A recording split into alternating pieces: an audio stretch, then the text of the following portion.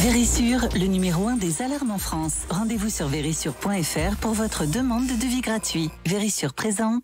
Sud Radio, le numérique pour tous, Vanessa Pérez. Bonjour et bienvenue dans ce nouveau numéro du numérique pour tous. Et aujourd'hui, on va parler des innovations dans le domaine de l'automobile, dans le contexte du mondial de l'auto qui s'achève cette semaine à Paris. Alors, à quoi ressemblera la voiture de demain et quelles sont les dernières innovations? Comment concilier développement durable, crise énergétique et innovation dans le domaine de la mobilité? Et enfin, comment se porte le marché de l'occasion? C'est ce que nous essaierons de comprendre avec nos invités. Le numérique pour tous spécial numérique et voiture du futur, c'est tout de suite et c'est sur Sud Radio. Sud Radio, le numérique pour tous, Vanessa Pérez. Et tout de suite, pour nous expliquer la révolution automobile qui est en train de s'opérer au sein du groupe Renault, j'ai le plaisir d'accueillir Éric Fintin. Éric, bonjour, merci d'être parmi nous alors que le salon bat son plein. Vous êtes directeur des opérations de la Software République, donc c'est une ambition qui est désormais bien réelle du constructeur Renault et qui a pour objectif de donner naissance à des solutions et des systèmes de mobilité qui dessineront le futur de la mobilité. Alors avant de commencer, bien sûr, c'est quoi la Software République, Éric ? Bonjour, ravi d'être là. Effectivement, Software République, c'est un objet un peu différent de ce qu'on fait traditionnellement dans le monde de l'automobile, avec des coopérations entre des fabricants d'équipements, des constructeurs et un réseau de distribution. Là, on a ouvert l'écosystème et donc c'est un consortium qui regroupe plusieurs géants de la tech autour de la mobilité, avec donc Orange, Dassault Systèmes, ST Microélectronique, Thales et Atos. Donc à tous les 6, vous voyez qu'on couvre pas mal de champs de valeur autour de la mobilité et on crée ensemble, on incube ensemble des business autour de la mobilité et puis on incube des startups pour alimenter ces business. Alors cette ambition de Renault et des partenaires, comment est-elle née? Racontez-nous un petit peu la genèse de ce projet. Écoutez, au départ, c'est Luca De Meo, notre CEO, quand il a lancé le plan de transformation de Renaulution, il a lancé un slogan qui correspond bien à votre émission. Il a dit faire de Renault une tech compagnie. Il y avait un peu de boulot, puisqu'on vient quand même du métal à la base. Et donc, ce qu'on s'est dit, c'est que finalement, pour faire cette transformation, il fallait s'appuyer sur des compétences dans l'écosystème qu'on n'aurait pas pu faire tout seul. D'autant plus que finalement, les trois grosses tendances qu'on a aujourd'hui dans l'automobile, que ce soit le fait que les voitures soient de plus en plus connectées, le fait qu'elles soient de plus en plus électrifiées, le fait qu'elles soient de plus en plus sous un mode serviciel plutôt qu'un achat, ces trois tendances-là, elles ont deux caractéristiques communes. Un, elles sont plus gourmandes en software, en logiciel. Et la deuxième chose, c'est qu'elles sont dans une logique d'écosystème. Et donc, il fallait créer un écosystème software, d'où Software République. Alors, j'ai envie de vous demander, est-ce que ça veut dire que Renault va devenir Tesla, le Tesla européen il y a plein de choses chez Tesla qui nous inspirent. Et clairement, Tesla, en rebattant les cartes et en partant d'une page blanche, a ouvert des nouvelles voies. Après, je pense que la première chose autour de Tesla, et qui reste une caractéristique immuable du monde de la mobilité, c'est la dimension émotionnelle. Il ne faut pas l'oublier. Et je pense que ce que vous avez vu cette semaine au Mondial, en particulier sur les stands du groupe Renault, le montre bien. Et je pense que le succès et l'engouement du public autour de l'automobile reste très fort, même si ça reste ça devient sur des modes de consommation différents. Et puis ensuite, effectivement, le contenu de la voiture, il va, comme je dirais le fait Tesla, devenir de plus en plus un ordinateur sur roue plutôt qu'un morceau de métal auquel on a rajouté un peu d'électronique. Alors, vous le disiez, c'est une véritable révolution et c'est un écosystème qui est une véritable révolution. On a même Luc Julia qui est à la tête de cet écosystème, qui est le grand maître de l'intelligence artificielle. Ça veut dire que vous avez calqué un modèle qui était aux États-Unis, cette organisation, ou alors c'est quelque chose d'unique, c'est un nouveau paradigme?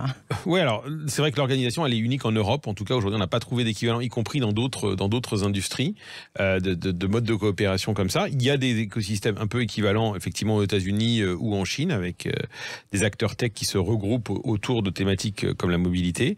Non, Luc Julia, il apporte effectivement énormément à Renault, à la fois en termes de technologie, puisque c'est quand même quelqu'un qui a une expérience de technologie, en particulier dans le software, extrêmement profonde et riche, et puis aussi dans un maillage dans l'écosystème, à la fois de start-up, soit en Europe ou en Californie. Donc, je dirais que moi qui suis un dinosaure de Renault et de l'industrie, ça fait un binôme bien riche avec Luc au quotidien pour impulser cette transformation. Et prometteur sûrement. Alors, vous le dites vous-même, c'est un véhicule innovant, c'est de la tech, donc ça veut dire que c'est de la data, c'est de l'électricité. l'électricité, c'est donc de l'énergie.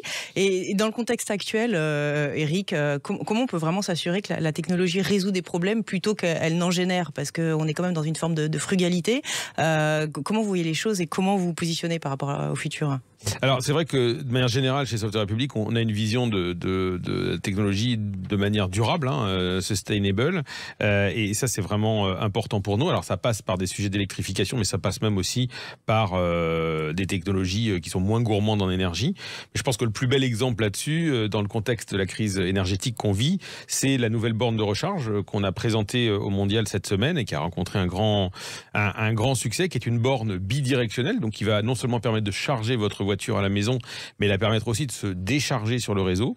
Et là, vous voyez que avec cette borne, de manière très simple, on va transformer une charge que représentait la voiture électrique pour le réseau en consommant, en une solution, puisque finalement on sait tous que pour passer les pics de consommation en fin de journée par exemple, au moment où il y a beaucoup de demandes, où l'électricité peut être très carbonée, si vous venez en plus rajouter des voitures électriques, vous allez aggraver la situation. Alors que si à ce moment-là la voiture elle rend de l'énergie au réseau, eh bien en fait on va résoudre plutôt un problème. Imaginez juste que 50 000 voitures connectées, c'est l'équivalent d'une centrale.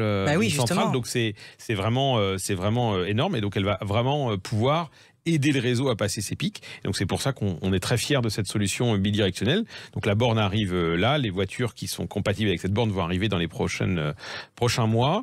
Et donc on aura vraiment une voiture électrique qui va aider à la transition énergétique et non pas être une contrainte de plus pour le système. Et alors une borne comme celle-ci, donc vous allez l'implanter au niveau national. Est-ce qu'on peut penser avec votre écosystème un modèle européen, voire international? Parce que chacun a ses contraintes législatives, chacun a son équipement. Comment on adresse ce sujet? Honnêtement, parler de souveraineté française sur ces sujets-là, ça n'a pas beaucoup de sens. On est clairement à l'échelle du continent européen. Alors, on est 6 acteurs. 6 acteurs, dont un italien et 5 français. Exactement, franco-italien. Donc, on est quand même français et fiers d'être français. Et d'ailleurs, la borne dont on parle, elle va être fabriquée en France. Et quand je dis fabriquée en France, c'est pas juste on assemble le capot. C'est vraiment les composants électroniques qui vont être fabriqués par notre partenaire Lacroix dans leur belle usine moderne dans le Maine-et-Loire. Donc, on a vraiment une profondeur d'intégration française, mais ensuite la logique et le champ, il est bien européen. Je pense que ça n'a pas de sens d'imaginer des produits sur un marché uniquement français. Et finalement, sur ces éléments de réglementation, c'est vrai, vous avez raison que l'énergie est régulée de manière un peu différente d'un pays à l'autre, mais ça c'est à nous de nous adapter. Et on aura vraiment une couverture européenne, et cette borne, elle sera commercialisée dans tous les pays européens. Donc c'est une ambition qui est dans la roadmap, comme on dit, de la Software République. Complètement. Ok. Alors, on a de plus en plus de logiciels, on a de la technologie embarquée, on a de l'intelligence. C'est un nouveau métier, comme vous le disiez, pour Renault. Mais est-ce que ça veut dire que dans 10 ans, le Renault d'aujourd'hui ne sera plus du tout le Renault de demain? C'est comme ça que vous voyez les choses? Oui, clairement, il y a une très grosse transformation, encore une fois, avec des valeurs sûres, qui sont que les objets doivent être attractifs, donner envie, procurer du plaisir, même si la forme de consommation va être différente. On a annoncé qu'en 2030, la partie service de Renault, qui s'appelle Mobilize, la marque Mobilize, représentera 20% du chiffre d'affaires du groupe. Donc, on va vraiment passer d'une logique de posséder un objet à une logique de l'utiliser, avec Mobilize qui peut passer d'une utilisation de 5 minutes à 5 ans, 5 minutes en autopartage avec nos différentes marques, comme vous avez Zity à Paris ou à Madrid, et puis toutes les options que vous avez pour avoir finalement aussi de la location plus longue. Donc oui, non, ça change profondément, et ça change aussi notre manière de penser, parce que ça veut dire que on va essayer de maximiser l'usage, et là on retombe dans une notion de technologie utile, de maximiser l'usage de la voiture. Finalement, la voiture, c'est un objet aujourd'hui qui est utilisé 10 à 15% du temps, ce qui n'est pas très efficace d'un point de vue sociétal, et donc l'idée c'est de faire en sorte que cet objet soit utilisé beaucoup plus, soit par plus de gens, soit par la même personne plus souvent. Révolution d'usage. Révolution d'usage, ça c'est vraiment fondamental. On passe d'un métier vraiment de produit à un métier de service. Donc la révolution, elle est certes pour Renault, mais elle va être aussi pour les partenaires qui, eux, quelque part, vont intégrer les contraintes de l'industrie. Comment vous voyez l'alignement, on va dire, de la vitesse d'innovation des infrastructures? Alors on pense aux télécoms, on pense aux ressources, on pense à la défense. Est-ce que c'est le même rythme? Est-ce que vous allez tous au même rythme, ou alors il faut vraiment s'attendre les uns les autres pour aligner tout ça? Il y a clairement eu un apprentissage en commun qu'on a fait depuis maintenant un peu plus d'un an et qui commence à porter ses fruits, puisque vous avez vu qu'on a 5 annonces avec effectivement des partenaires importants. Alors pour des gens comme, si on prend l'exemple d'Orange, avec qui on a énormément de projets très concrets, on voit que finalement l'environnement de la mobilité, c'est un moment extrêmement clé pour le client. C'est un peu des fois on parle du 5e écran et donc pour eux ça représente une opportunité effectivement à la fois de business et puis surtout d'interaction et d'extension du périmètre d'interaction avec le client. Pour d'autres partenaires, clairement comme Thales, la logique d'une industrie où il y a beaucoup de volume, quand eux sont cantonnés, travaillent beaucoup sur des industries avec des volumes plus faibles, ça les intéresse. Donc finalement, chaque acteur de la Software République a une forme de motivation, mais qui au final concourt à trouver des solutions en commun. Et c'est ça qui est intéressant, c'est que peu importe, on peut tous avoir des motivations différentes, mais on crée des choses ensemble. Et pour répondre sur l'aspect cycle de développement, oui, c'est un challenge, parce qu'une voiture ou le déploiement d'un réseau 5G pour Orange, c'est pas des choses qui se font en 15 jours. Mais en même temps, on essaye de réconcilier les cycles, non pas en forçant, parce qu'on va jamais développer une voiture en 3 mois, ça n'existera pas. Mais par contre, on fait en sorte que les cycles soient compatibles et qu'on puisse avoir une voiture qui se met à jour, par exemple, au niveau software, dans un cycle plus court. Pour finir, le plus important, ce sont les talents, j'imagine, dans ce contexte d'innovation. C'est un sujet vraiment très important dans le cadre de la Software République. On peut postuler, il y a des jobs, c'est créateur d'emplois.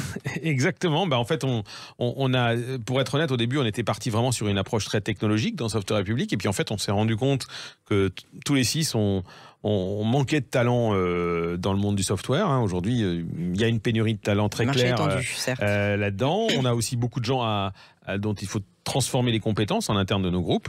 Et donc, oui, effectivement, on a lancé des programmes en commun. Vous pouvez, en particulier, on a un programme d'apprentissage qui a démarré en septembre dans le monde de la cybersécurité. Donc, on va faire le lancement de la première progression la semaine prochaine. Donc, bon entendeur. Voilà, exactement. Et en tout cas, on cherche des compétences. À postuler chez Software République. Merci beaucoup, Eric. Donc, je rappelle que vous êtes le directeur des opérations de la Software République. Restez avec nous sur Sud Radio. Dans quelques instants, on vous fera découvrir une innovation qui va vous permettre de ne plus vous endormir au volant. Et on vous fera également découvrir comment vendre ou acheter une voiture d'occasion le plus simplement du monde. Le numérique pour tous, ça continue dans quelques instants sur Sud Radio. Vérissure, le numéro 1 des alarmes en France. Rendez-vous sur vérissure.fr pour votre demande de devis gratuit. Vérissure présente.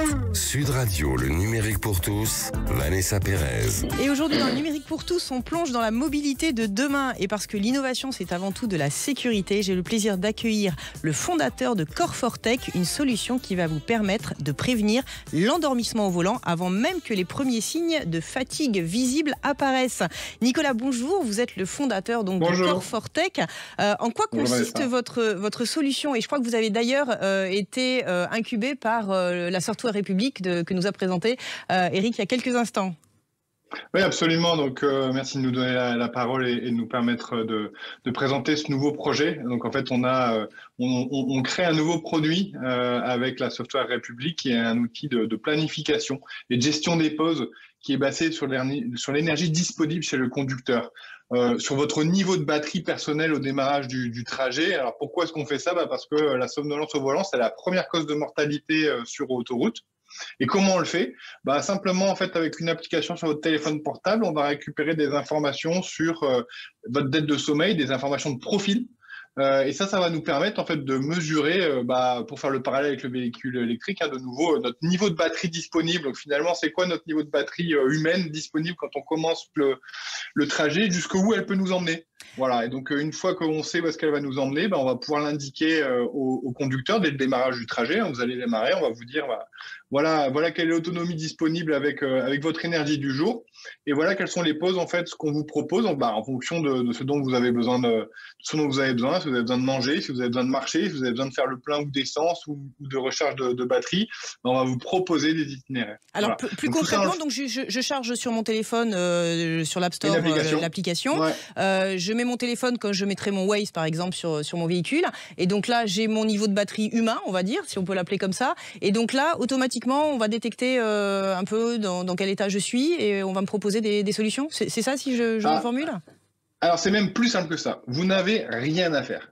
Une fois passé l'installation initiale, vous gardez vos habitudes, votre Waze comme vous le dites, ou votre application de musique préférée. Vous ne changez rien à vos habitudes. Une fois passé la première installation, eh bien, ça va se mettre en route tout seul. On va capter les informations auxquelles vous aurez bien voulu nous laisser accès, et notamment en fait sur vos habitudes de sommeil, sur le moment de la journée, sur ce que vous avez fait dans la journée ou votre activité physique. Et on va pouvoir simplement finalement déjà estimer votre batterie initiale et on va vous envoyer une notification. Donc concrètement, une installation d'application initiale et ensuite vous recevez des notifications dès le début de votre trajet pour vous indiquer quelle est votre autonomie, si je puis dire. D'accord. Alors juste, ce projet, il a une origine un peu particulière. Comment tout a commencé, on va dire, pour Core4Tech?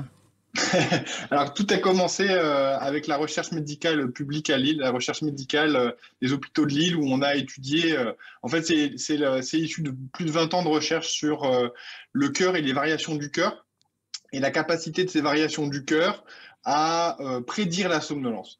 Et donc, en fait, on a développé une solution qui est commercialisée depuis un bout de temps auprès notamment des conducteurs routiers et des flottes de véhicules légers qui, grâce à une montre connectée qui va capter les informations de votre cœur et une application mobile qui va les récupérer et les transformer. Et on est capable de vous indiquer en direct, bien jusqu'à 20 minutes avant les signes visibles de la somnolence, que vous allez vous endormir. Et donc, c'est vraiment basé sur cette expérience. On a à peu près 4 millions de kilomètres réalisés sur route avec nos partenaires.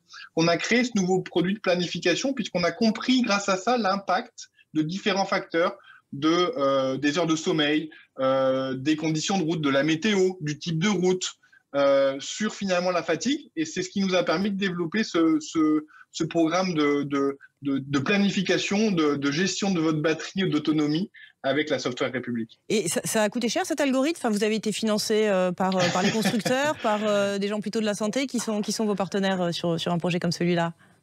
Alors, effectivement, on a dans l'histoire de l'entreprise eu plusieurs types de financement. Tout d'abord des business angels, et puis la BPI qui joue son rôle formidable en France comme depuis quelques années maintenant. Et puis ensuite l'année dernière, on a été financé de manière plus structurante, on va dire, par un fonds d'investissement qui s'appelle Supernova Invest, qui est spécialisé dans les innovations profondes, pour pas dire deep tech en anglais.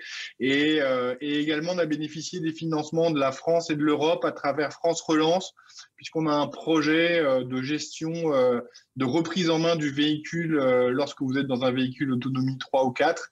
Et ça, c'est un projet qui est mené avec Valeo, un équipementier automobile. Bon, Nicolas, pour conclure, vous pouvez nous révéler les prochains enjeux de Core4Tech? On peut en parler? Alors on peut en parler, il faut en parler absolument. Donc en fait, il y a un enjeu majeur qui est le développement et la mise en circulation de notre nouvelle solution de planification de votre batterie humaine avec la Software République. Donc notre ambition, c'est de développer sur 2023 notre solution dans 100 000 véhicules. Alors quand je dis 100 000 véhicules, en fait, c'est sur 100 000 conducteurs. Parce que finalement, le centre de notre sujet, c'est pas le véhicule, c'est le conducteur. C'est ce qui nous occupe. Oui, c'est important de le rappeler, ouais, tout à fait. Absolument, et c'est vraiment lui qui est au cœur des préoccupations, parce que c'est finalement notre responsabilité à nous, la sécurité. Donc cette solution, elle va être développée auprès de 100 000 conducteurs, grâce notamment à notre premier client, qui est Dacia, du groupe Renault, mais aussi grâce aux autres partenaires, le groupe Orange ou Atos également. Donc ça, c'est vraiment un enjeu majeur. Et je dirais que ça, c'est notre enjeu à nous. Peut-être qu'il y a un enjeu qu'on peut partager pour les utilisateurs aussi, c'est que conduire en toute sécurité et limiter la fatigue, c'est aussi une solution économique et écologique, puisque ça limite énormément en fait les accélérations brusques, les freinages, les temps de réaction. Et ça, en fait, a un impact qui est très important sur la consommation d'essence. Et donc, évidemment, on peut faire le lien aussi avec l'opportunité qui nous est donnée, en fait, de rendre le véhicule plus responsable et de faire du développement durable. Bon, parfait. Vous êtes parfaitement vertueux, Nicolas. Merci beaucoup.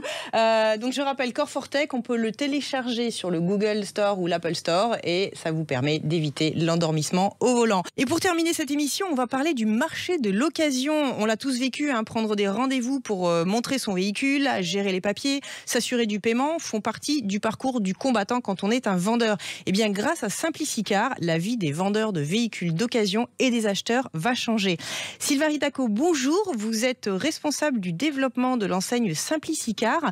En quoi consiste le service que vous proposez aux vendeurs de véhicules d'occasion? Bonjour Vanessa, bonjour à tous. Merci de me donner la parole. Alors, Simplicicar, comme son nom l'indique, c'est pour faire les choses simplement et pour pouvoir assurer une transaction entre un acheteur et un vendeur d'automobile d'occasion au même titre que le ferait une agence immobilière pour une maison. Sauf qu'on va pousser le concept un peu plus loin en prenant aussi le rôle qui n'existe pas dans l'automobile, celui du notaire, pour que tout le monde soit sécurisé et que les choses se passent très bien pour tous. Alors, c'est quoi les enjeux en fait que vous allez déjouer avec SimpliciCar? Les grandes difficultés, on va dire, que vous allez justement supprimer de ce processus de vente ou d'achat? Alors déjà, il y a toute la partie administrative que ne connaît pas forcément un vendeur ou un acheteur. Il y en a qui le maîtrisent, d'autres non. Et après, il y a la partie sécurité. Alors, il y a deux thèmes dans la sécurité. La première est la sécurité au sens propre du terme, ce qui est, par exemple, une annonce. On va donner rendez-vous à quelqu'un sur un parking parce qu'on ne veut pas donner son adresse personnelle. On se prend un coup sur la tête et la personne s'en va avec la voiture. C'est des choses qui existent. Voilà. Ou alors des voitures qui ont un tarif en annonce qui est hyper alléchant. Forcément, il y a beaucoup de monde qui la veut. Forcément, on va demander un acompte et finalement, la voiture n'existe pas. Donc tout ça, c'est des pièges qu'on va déjouer. Et au niveau de la sécurité, dans l'autre partie de la sécurité, c'est-à-dire qu'on va sécuriser le paiement du vendeur et on va sécuriser l'achat pour l'acheteur en garantissant les véhicules 1 an. Ok, donc concrètement, je veux vendre mon véhicule, je vais sur votre site web. Là, je renseigne tout un type de champ par rapport à la typologie de mon véhicule, ses spécificités. Et là, vous prenez le relais. C'est comme ça que ça se passe ou c'est plus simple? Alors, c'est un peu plus simple. On ne va pas vous demander trop de renseignements sur le véhicule parce que rien ne vaut le fait de voir un véhicule réellement. Donc, on fait venir le vendeur chez nous. On fait une estimation ensemble du véhicule, on va s'assurer qu'il a été entretenu, on va assurer que la carrosserie est dans un état propre, etc., etc. Et on va se mettre d'accord sur le prix que souhaite vendre ce véhicule le propriétaire. Et donc on trouve tout type de véhicule ou c'est vraiment certaines catégories? Vous êtes sur de l'électrique, vous êtes sur du haut de gamme, de l'entrée de gamme? Qu'est-ce qu'on trouve chez SimpliciCar? Alors, nous vendons tout type de véhicules. Mais nous avons une spécificité premium puisqu'on vend beaucoup de véhicules haut de gamme et bien évidemment de l'électrique. Alors l'électrique aujourd'hui, on n'en a pas forcément beaucoup. Non pas qu'il n'y en a pas, c'est que dès qu'on a un véhicule électrique, on le vend aussi rapidement qu'il est entré. Oui. Et vous pourriez nous partager vos défis à venir, on va dire, Sylvain, les prochains défis de SimpliciCar? Alors les défis de SimpliciCar, ça va être bien évidemment de s'étendre sur l'ensemble du territoire national avec une centaine d'agences. Aujourd'hui, on en est à 60. Ensuite, on verra les pays frontaliers. Et puis aussi aller voir la vente en direct sur le web, malgré que la législation aujourd'hui n'est pas faite pour ce métier dans l'automobile, contrairement à un site e-commerce classique. Merci beaucoup Sylvain. Donc je rappelle simplicicar.fr et corfortech.com avec Nicolas Vera. Eric, le mot de la fin, si vous deviez qualifier un petit peu ce mondial 2022 un peu particulier, c'est quoi le sentiment qui s'en est dégagé ? C'est un mondial très enthousiasmant, en tout cas pour le groupe Renault, puisqu'on est venu avec 9 nouveautés, 9 en avant-première ici à Paris. Donc un fort engagement de la marque. Je pense que c'est une étape très importante. Et puis pour Software République, c'est l'occasion de montrer des choses très concrètes, comme Nicolas a pu le dire, ou comme on disait sur la borne de recharge. Donc voilà, le groupe Renault et les partenaires de Software République, Orange, Thales, Dassault Systèmes, Atos et ST Microélectronique, on est en mouvement pour transformer la mobilité, pour la rendre aussi plus accessible et avec une technologie plus vertueuse. Plus vertueuse, c'est ce qu'il faut retenir, je pense. On est tous dans cet état d'esprit. Le numérique pour tous, c'est fini pour aujourd'hui. Je vous souhaite une excellente semaine et on se retrouve comme chaque semaine dimanche prochain et sur vos réseaux favoris. Avec Vérissure, le numéro 1 des alarmes en France. Rendez-vous sur vérissure.fr pour votre demande de devis gratuit.